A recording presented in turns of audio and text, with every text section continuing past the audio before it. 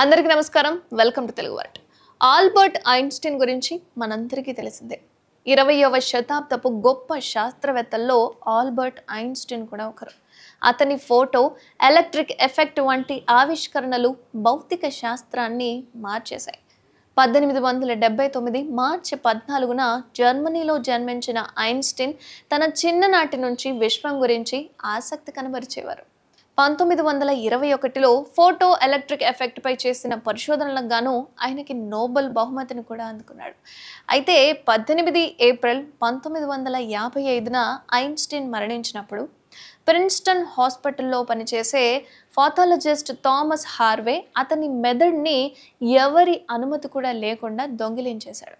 Harvey బ్రెయిన్ను దొంగిలించడానికి గల కారణం ప్రపంచంలోనే అత్యంత మేధావి బ్రెయిన్ అన్నమాట.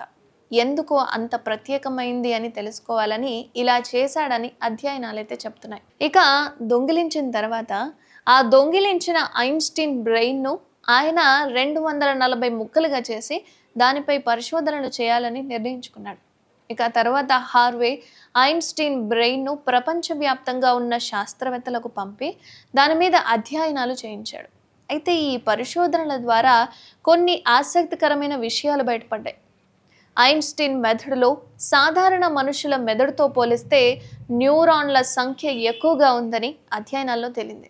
అయితే న్యూరాన్లకు సహాయం చేసే గ్లియల్ కణాలు కూడా ఐన్స్టీన్ మెదడులో చాలా ఎక్కువగా ఉన్నట్లుగా తెలుస్తోంది. అండ్ ఐన్స్టీన్ మెదడులో కొన్ని భాగాలు సాధారణ మనుషుల మెదడుతో పోలిస్తే కనుక చాలా భిన్నంగా ఉన్నట్లుగా గమనించారట.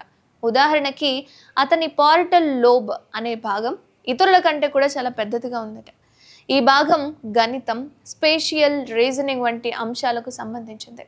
ఆల్బర్ట్ ఐన్స్టీన్ మెదడుపై చేసిన పరిశోధనలు ఏవైతే ఉన్నాయో మానవ మెదడు గురించి మనకు ఉన్న అవగాహనలను పెంచేశాయి. అయితే ఇంకా చాలా విషయాలు అన్వేషించాల్సి ఉంది. అలాగే ఐన్స్టీన్ మెదడు వెనుక ఉన్న రహస్యం ఇప్పటికీ కూడా పరిశోధకులను ఆకర్షిస్తూనే ఉంటుంది.